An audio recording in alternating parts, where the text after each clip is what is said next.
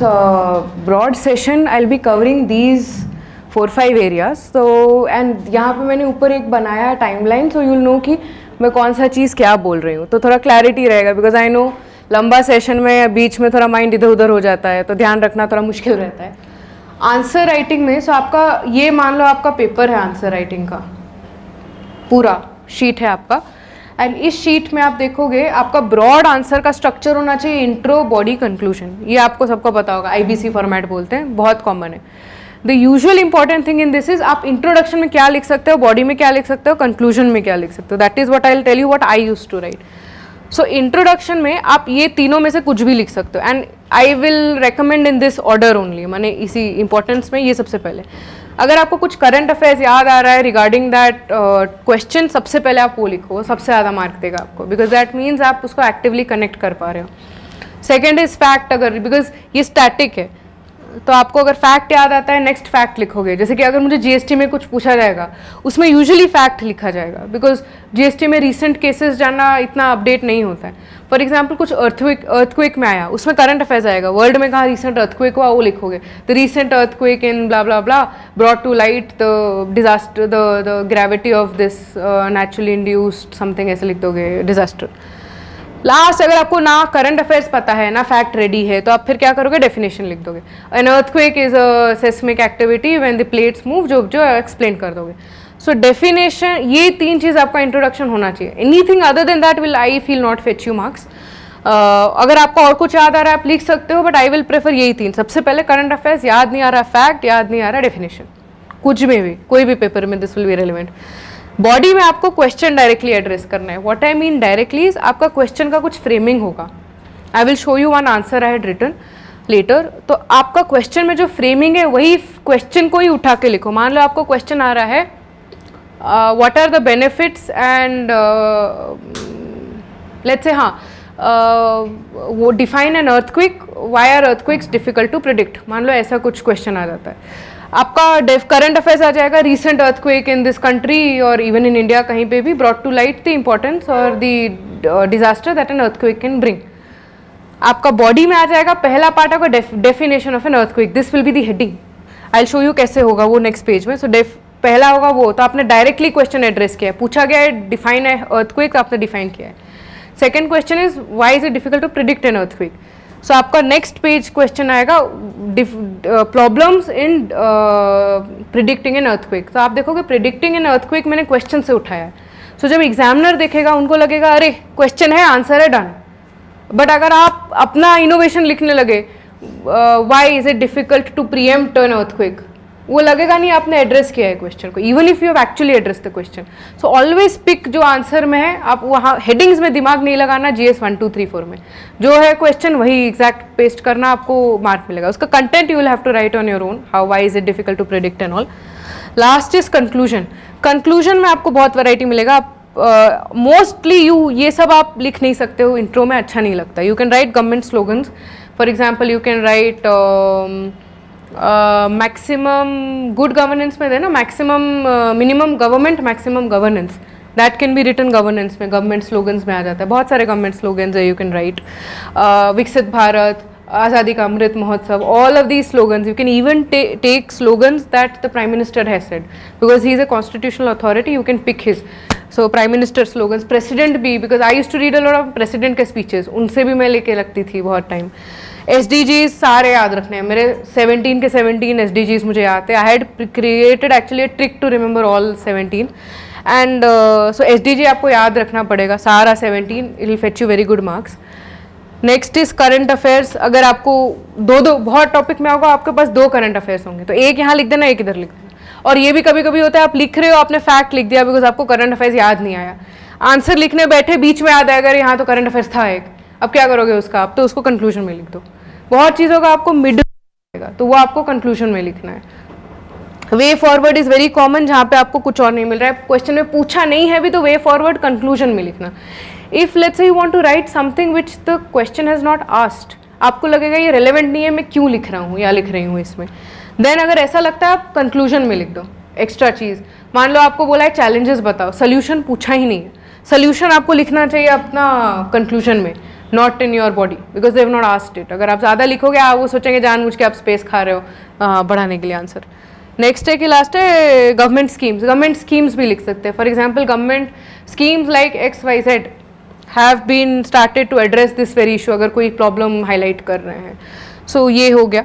There was a question वहाँ पे I think regarding some answer writing, I don't remember. कोई पूछे थे मुझे आंसर राइटिंग में क्वेश्चन, समथिंग कोई क्वेश्चन था ना रिगार्डिंग, यही पे बीच में याद आया था, वे फॉरवर्ड या something, how to, somebody had asked me, I don't remember.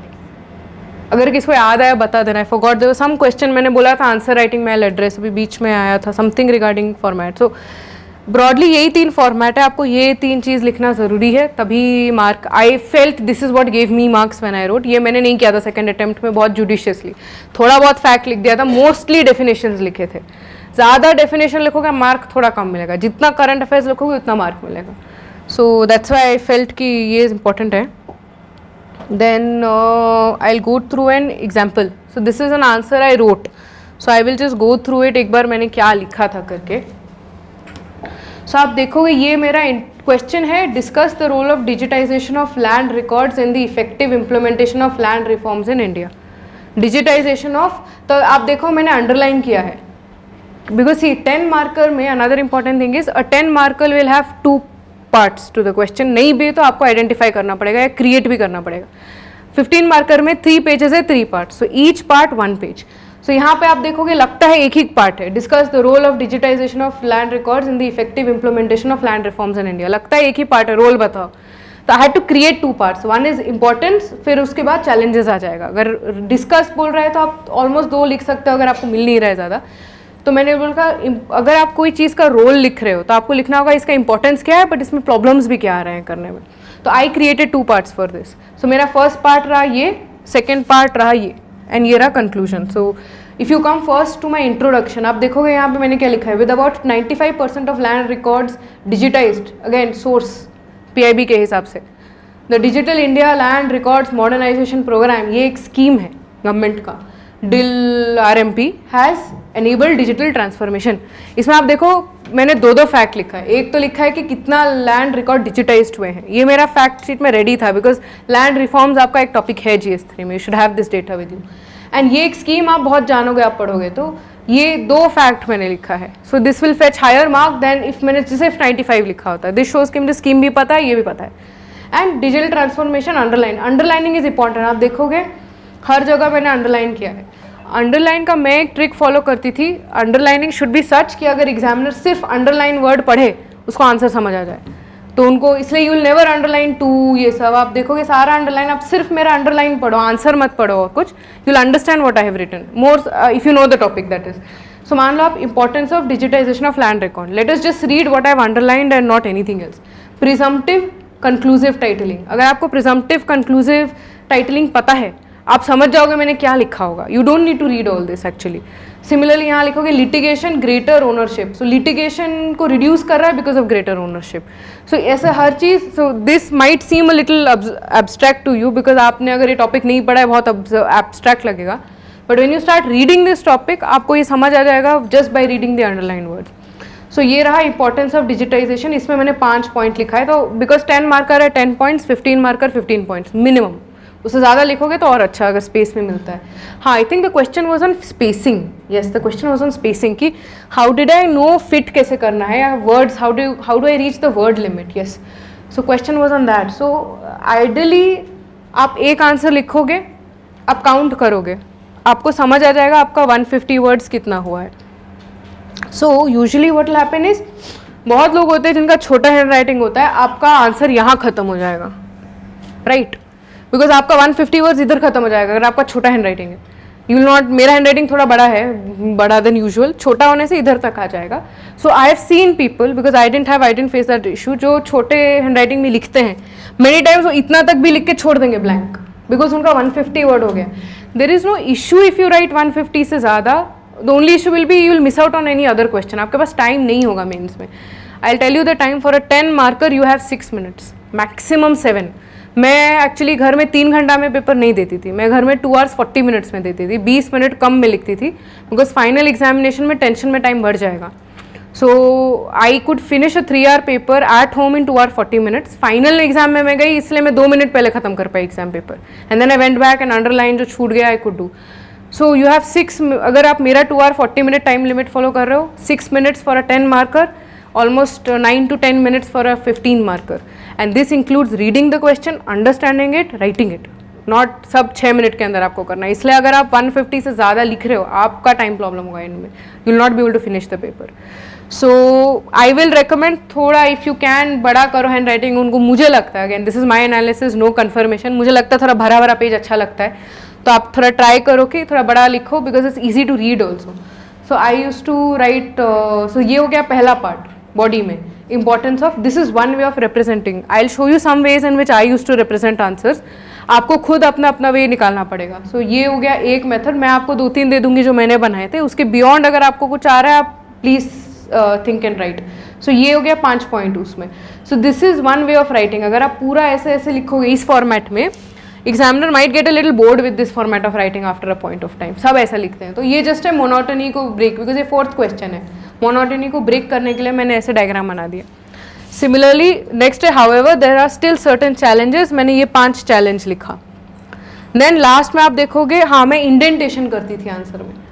I use to leave space introduction and conclusion में, so that it looks neat. So यहाँ पे आप लिखोगे इंट्रोडक्शन, कंक्लूजन में आप देखो promoting greater literacy on land rights, carrying out land ownership surveys, and then formulating relevant plans can help complete the land reforms. So ये जो part है ये है way forward, how to meet the challenges. पूछा कहीं नहीं है, but मैंने लिख दिया कंक्लूजन में. इसमें रादर मैंने इसमें कंक्लूजन में 2 पॉइंट्स लिखा है. Can help XYZ methods can help complete the land reforms process began on the suggestions of JC Kumarappa committee. Actually आप देखोगे पूरा लैंड रिफॉर्म्स में मेरे पास 2 ही डेटा था, उसी को मैंने यूज़ किया. लग रहा है ज़्यादा है, 2 ही था. वन वॉज 95% लैंड डिजिटाइजेशन हो चुका है records. Second is there is a JC Kumarappa committee जो लैंड रिफॉर्म्स रेकमेंड किया था. तो मैंने बिकॉज डेटा वहाँ लिखा, यहाँ पे कमेटी का नाम लिख दिया. एंड ये सब कमेटी ने रेकमेंड नहीं किया, इसलिए मैंने ये भी नहीं लिखा है कि JC कुमारप्पा कमेटी ने ये बोला है. आपको बहुत केयरफुल होना है लैंग्वेज में. मैंने यहाँ लिखा है ये सब आप करोगे तो जो गोल्स JC कुमारप्पा कमेटी ने बोला था वो फुलफिल होगा. JC कुमारप्पा का कमेटी तो लैंड रिफॉर्म्स का ही है ना, गवर्नमेंट तो वही करेगा, गोल्स तो चेंज नहीं होंगे, उनका स्टेप्स चेंज हो सकते हैं. तो इसलिए मैंने यहाँ 2 फैक्ट डाल दिया. So that will fetch higher marks because I have written 2 things. तो always try to write 2 things. तो ब्रॉडली ऐसा दिखेगा आंसर. तो आप देखोगे तो, एंड हाँ अनदर थिंग आंसर राइटिंग में, ट्राई टू राइट पूरा लास्ट तक. मैं जब पहले लिखती थी, आप देखो पहला आंसर्स में मैं इतना पे छोड़ देती थी. This is ideally not the best, I should have extended if possible, but कभी कभी नहीं हो पाता है. अगर आप यहाँ 1-2 वर्ड लिखोगे ये पूरा खाली लगता है. So your page as a whole will look very empty. तो आप देखोगे in most cases I have tried to end last तक जाकर, मिडल नहीं तो लास्ट तक. कभी मिडल में बहुत कम मैंने होगा कि छोड़ दिया होगा, मैंने पूरा लास्ट तक लिखा है. So it gives examiner the impression that you had a lot to write. Space नहीं था करके कम में मैंने लिख के रखा है, and that's a very good impression to give. Many times you to give an impression even if you don't mean it. So has not, specially in answer writing, because they will जज your knowledge based on how much you write. So बहुत time यहाँ for example has not resulted in women empowerment as women ownership is still low. अगर मुझे extend करना था I could have written is still low in certain pockets of India. बढ़ जाएगा last तक sentence. तो वैसे वैसे you can extend, sentence complete करने से आप एक्सटेंड कर सकते हो. ये points you must have. See you can only do a little bit of these tricks in just making it appear like that. अगर कंटेंट नहीं है तो it will not do, because examiner also knows. मैं जो सब बोल रही हूँ एग्जामिनर को पता होगा ये सब होता है. So they also know students do this and also they can understand. They will probably just smile looking at कि इसने किया है ऐसा कुछ, बट कंटेंट होना चाहिए. इसलिए मैंने बोला डेटा ये सब you can't compromise. So that is one answer that I have written. Any doubts in this answer writing? Anything in this answer में you want to discuss? Just have a look. कुछ भी अगर doubt हो लिखना हो तो. So I have also got questions on कि block. Do we need to write cursive or can we write in block? मतलब simple. I feel that is not very important. I have always written cursive, इसलिए मैं cursive लिखती हूँ. And cursive I feel is faster for me because I don't lift my pen. मैं एक साथ पूरा word लिखती हूँ. मैनी टाइम्स बेनिफिट ये रहता है कि you can write many things like this whole word I can write without lifting my pen even once. Understand, I can write pattern everything, so that just reduces time for me. But अगर आप block में लिखते हो and you can write fast, it is fine, there is nothing call like that. Cursive का बस ये रहता है आपको नीटनेस थोड़ा मुश्किल हो सकता है, आपका हैंड राइटिंग इलेजिबल हो सकता है after a point of time. So if you write cursive, practice that way, आप लिख लिख के हो जाएगा. So there is nothing like कि आपको ब्लॉक लिखना है, कर्सिव लिखना है, whatever helps you. Regard have been also asked about pen colour, blue लिखना है, ब्लैक लिखना है, क्या लिखना है, आपको जो लिखना है लिखो. But I prefer blue because आप रेड ग्रीन मत लिखो. I feel that is very unsafe, very risky. I don't know if it's acceptable personally. Black बहुत लोग लिखते हैं बट मुझे ब्लैक पसंद नहीं, बिकॉज आई फील कि टेक्स्ट ही ब्लैक में आता है, उसको फिर लिख दोगे थोड़ा सा ब्लैक एंड वाइट फिल्म जैसा दिखेगा, right. So you just add a little bit of colour with blue, it look like a student your writing. इसलिए मेरे को ब्लू पसंद था, तो I used to write. Regarding pen also have been asked what did I use to use gel pen, because मेरा hand writing gel pen में better रहता है, दैट इज़ इट. अगर आपका ball pen is faster but than gel pen, but gel pen में मेरा hand writing better था and I preferred hand writing over fastness. So इसलिए मैं हैंड राइटिंग इसमें लिखती थी. I didn't like writing in ball pen, but आप लिख सकते हो बॉल पॉइंट पेन में, बट अगर आपका हैंड राइटिंग अच्छा मेंटेन रहता है. मेरा जेल में था, so I used to write in gel. Yes, any other doubt? हाँ, modern history. Separate the introduction and conclusion part. Yes. Hub in every JS 1, 2, 3, 4 you must have an intro, body, conclusion. The intro, body, conclusion will change on the subject. So अगर आप modern history कर रहे हो, it's preferable. मैं क्या करती थी for intro modern history, if they ask you about civil disobedience movement, your intro could be XYZ events led. For example, आप लिख सकते हो the civil disobedience movement began with the Dandi march from this place to this place, ये date, ये आपका fact हो गया and introduction हो गया.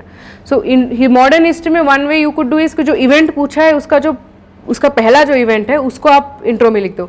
This event marked the beginning of this, या the failure of this event led to this, for ऐसे लिख सकते हो.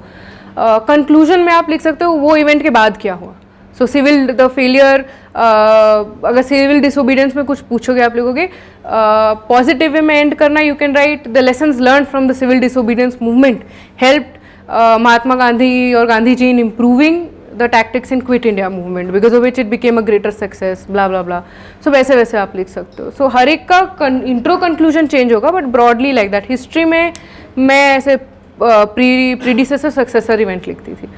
सो इसलिए timeline should be very clear in history, तभी आप ये कर पाओगे. इसके पहले ये हुआ था, इसके बाद ये हुआ था. Many times in answers, because again I like history, so याद रहता था. I could draw timelines. मैं ऐसे एक पेपर में साइड में अगर मान लो सिविल डिसोबीडियंस पूछा है, मैं ऊपर सारा 2-3 ऐसे इवेंट लिख दूंगी, फिर नीचे सिविल डिसोबीडियंस लिख दूंगी.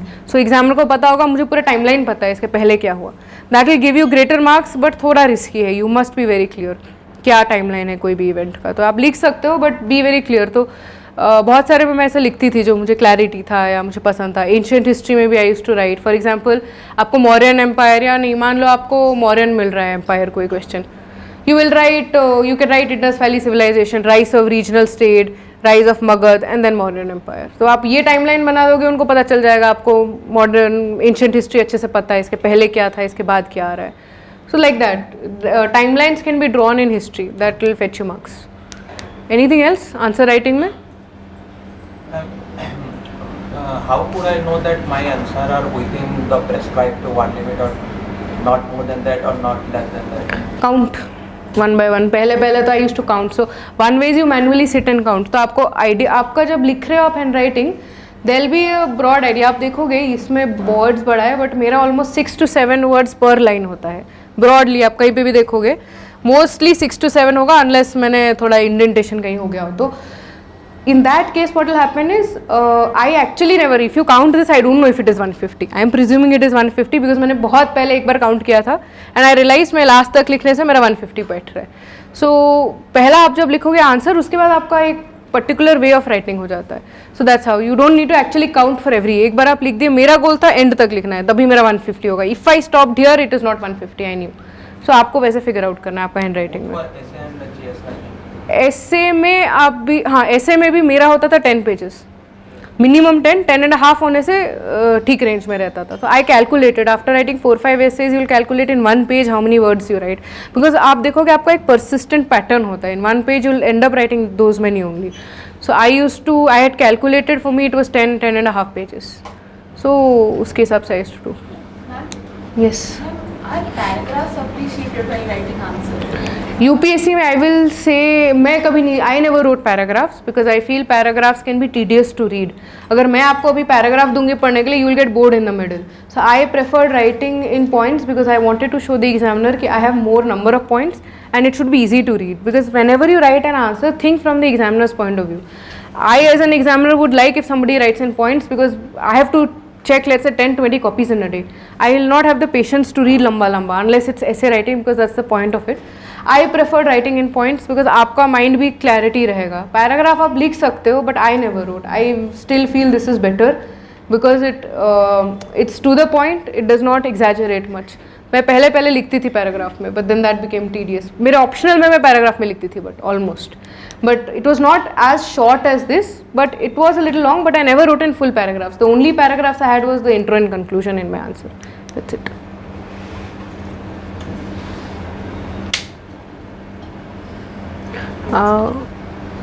In what type of questions conclusion is not important? Conclusion is important in every question. The only way or the only reason you will not write a conclusion is you run out of time. ऐसा हुआ है कि in my final paper also I have run out of time this time many times कि मैं conclusion छोड़ देती थी, बस time नहीं था. So अगर मान लो आपको मैंने बोला 6 मिनट है to write an answer, many times it will happen you will have 5 minutes to write because आपने और कोई question में ज़्यादा time लिया. I will say the most important part is body. आप intro conclusion छोड़ दोगे, मैं direct body लिखती थी. I used to leave this much of space for intro conclusion. Last में if I had time, I'll come back and write the intro conclusion.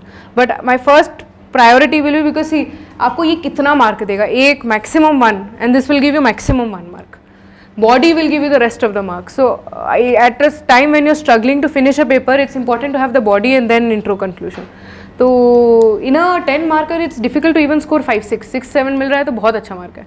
तो हाँ, ये don't aim for 10 out of 10 और 9 out of 10, वो नहीं मिलेगा, उतना नहीं है. आप देखोगे तो the topper marks are also 50% of the final. So 10 में से 6-7 mark is good, is very good. Any other question? How can I train myself to accurately understand the demand of mains question and avoid misinterpreting them? ये common problem होता है कि आप mains का कोई question पढ़ रहे हो, you have miss interpreted it, उसका मीनिंग कुछ और निकला है. ये थोड़ा रिस्की है. द ओनली वे इज़ कि you give more questions, that way आप धीरे धीरे पढ़ना समझोगे कि क्वेश्चन में इंपॉर्टेंस क्या. One way I used to do was underlining.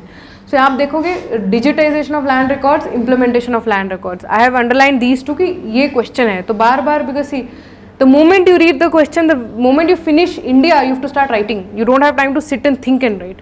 तो जैसे ही आप क्वेश्चन खत्म हुआ आप लिखना. तो ये I am writing, I am thinking of the next point to right.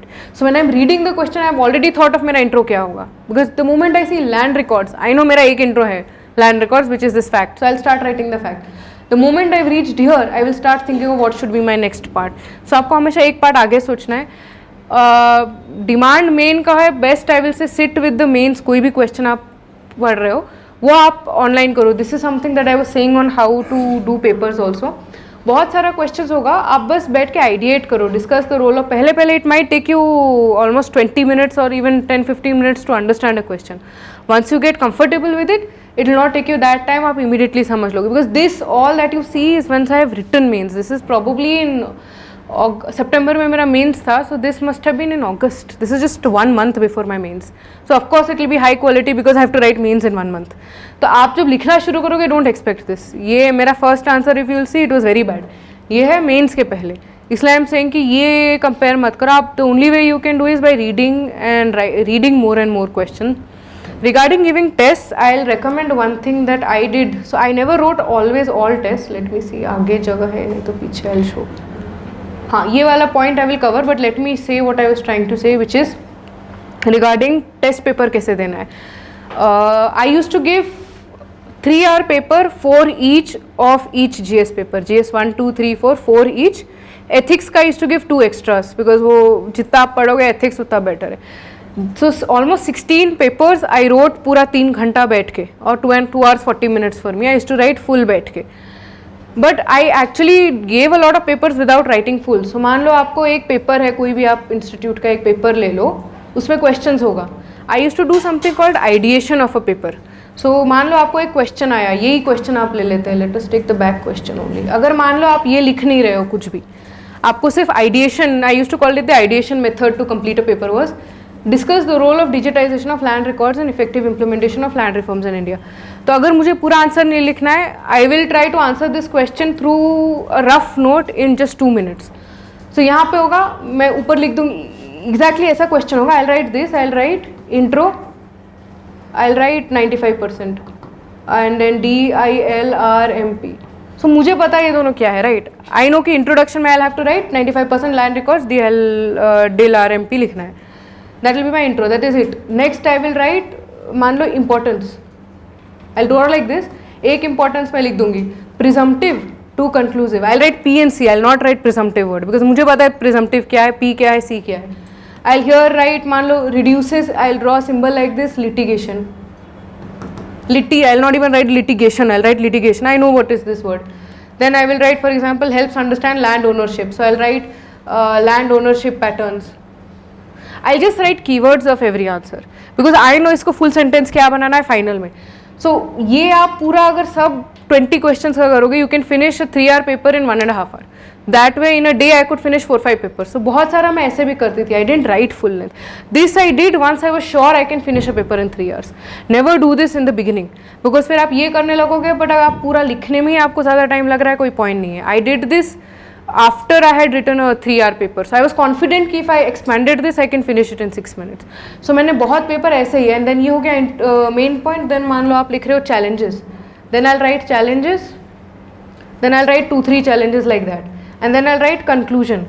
And then यहाँ पे probably I'll just write JC Kumarappa and I will write way forward. And many times I'll not write the way forward also. मेरे mind में I'll think अच्छा इसमें ये 3 way forward होने चाहिए, हो गया।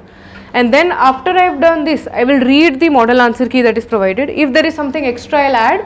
If not, nothing. Because मेरा वो थोड़ा confidence था कि if मैंने एक बार याद किया वहाँ पे भी याद आ जाएगा.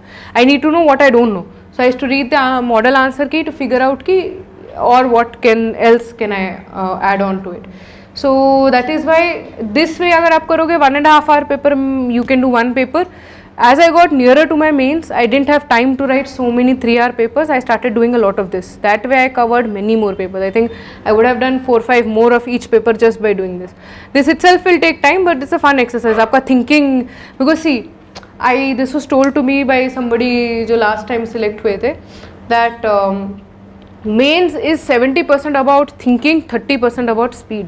आपका स्पीड इम्प्रूव हो जाएगा लिख लिख के, इम्प्रूवमेंट है 70%. I had got last time मेरा सेकेंड अटेम्प्ट में around 270s in optional, so I was expecting कि I should go higher and I felt I could do more also. I could be able to reach, I could reach 290 and all. So I was aiming for higher, इसलिए I went till 290. So optional में again that will depend on what optional it is actually, and आपका preparation कैसा है वो optional में.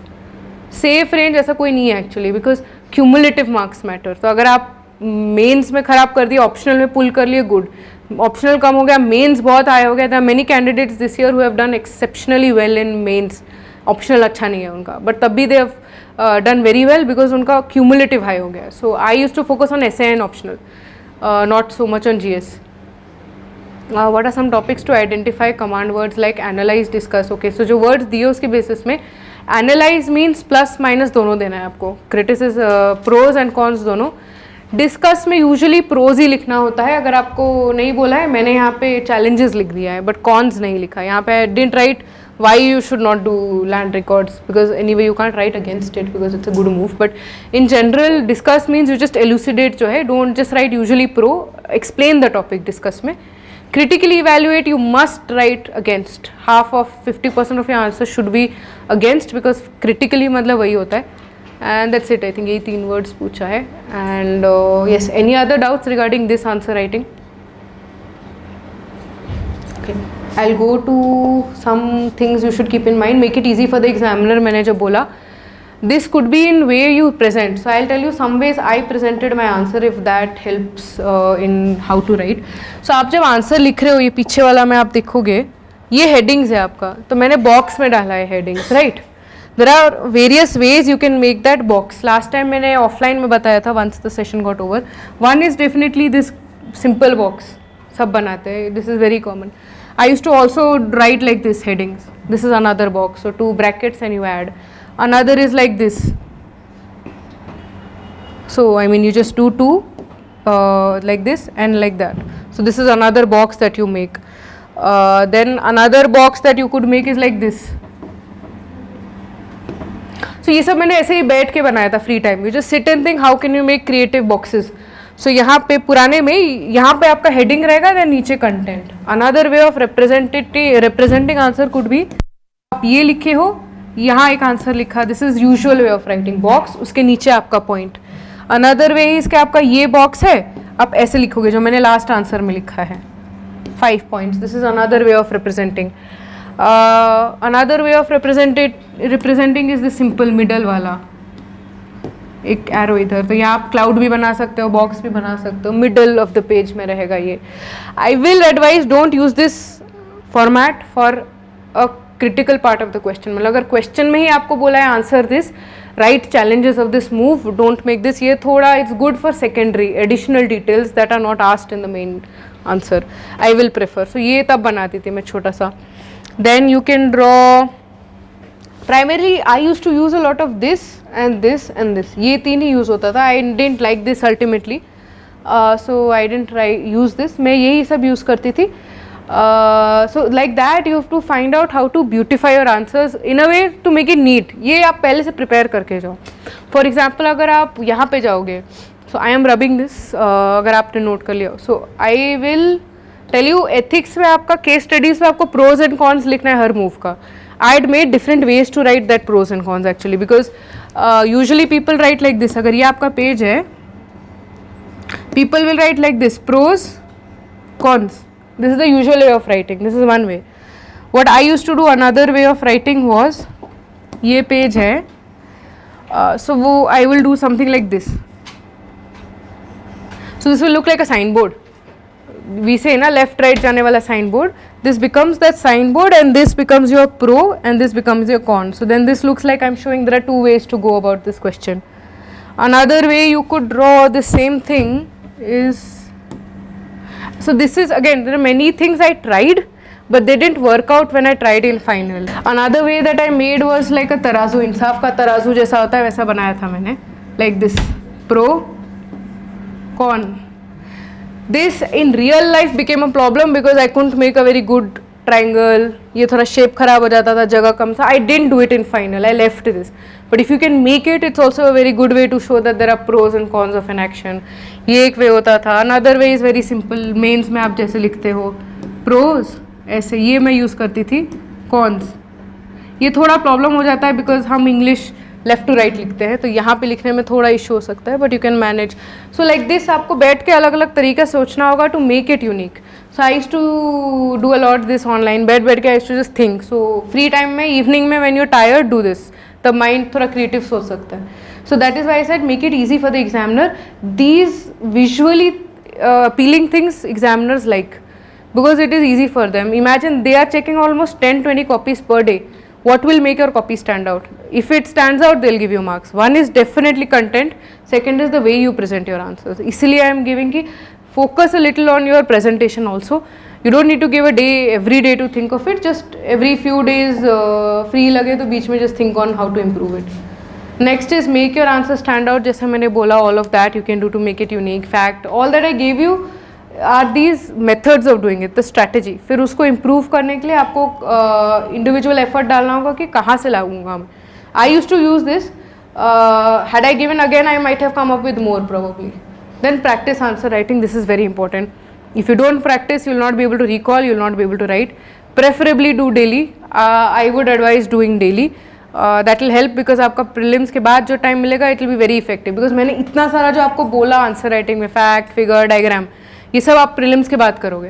Prelims के बाद आपको वो करना है, टेस्ट पेपर्स देना है. उसके बाद अगर आप आंसर राइटिंग शुरू करते हो, you will be behind the game already. And since you starting 2026, it should be easily, you can start writing now. You might feel कि आप रेडी नहीं हो लिखने के लिए. So in that case what you do is read a topic, उसी पे एक क्वेश्चन लिखो आप. तो first what you will do is you will take a topic, उसके ऊपर थोड़ा पढ़ो, रीड द क्वेश्चन पहले, prepare a little on the answer, next day उसके ऊपर आप लिखो. तो आपको पता चलेगा आप कितना याद रख पा रहे हो एक दिन बाद. what you read yesterday regarding that.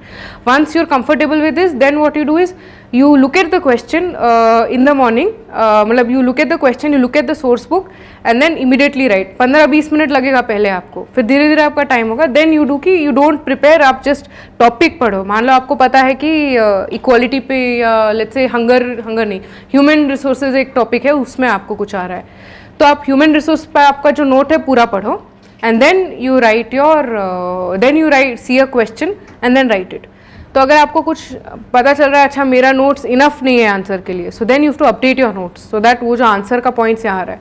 और the other thing that I used to do many times is वो आंसर को ही मैंने अपना एक मॉडल उसका आंसर लिखा, I check the model answer, I check online बाकी लोग क्या लिखे हैं एंड देन जस्ट ऐड उसी आंसर में I write. So in the end before going to exam many times I just revise the answers, I not look at my notes, just the answer copies I have given. So do that, then learn to self correct your papers. ये important है because I actually gave very less papers to be corrected online because it takes 1 week to come. So this is after prelims जो time होता है, you will not have time to wait. So I used to correct my copies by myself. I didn't get it correct. एक दो बार I used to get it corrected to see if I am correcting correctly. So how do you correct it yourself? Is first you look at the model answer, you search on net that very question कि net पे क्या क्या लोग लिख रहे हैं. Many times they give you एक student ने क्या लिखा है. Many times let's say you're giving any test, बहुत सारे स्टूडेंट लिखते हैं, they pick out the best student answer. I used to look at the best student answer also to see बाकी स्टूडेंट ने क्या एक्स्ट्रा लिखा है कि उसका बेस्ट बोला गया है, मेरा नहीं है. So that I used to add and then for every question I used to do a check कि इसमें डायग्राम है क्या, इसमें फैक्ट है क्या, can I add anything more like that. So that I used to do self correct. ये थोड़ा dicey होता है बिकॉज ये आपका खुद का गट फीलिंग पे जाएगा, but this exam in a way is like that. You have to go by your gut feeling, you have to trust your own judgement, your own correction. I think very few out of all 16 I might have got only 4 corrected outside. बाकी वो भी हर एक subject का एक एक. Then I corrected everything on my own. Then neatness over beautification जो मैं बोल रही, I've seen people trying to beautify their answers. That is just a waste of time. Neatness is more important. Neatness कैसे आएगा, आप spacing ठीक से लिखो. You don't need the best handwriting first of all.